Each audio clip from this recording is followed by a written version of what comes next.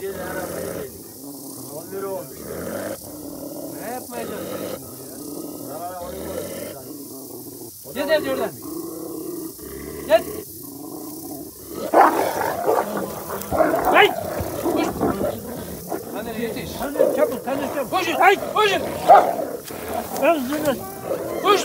Hayır. Koşun. Hayır. Ulan. Ulan bırak. Ulan bırak. Hani Caner yetişsene kaptı.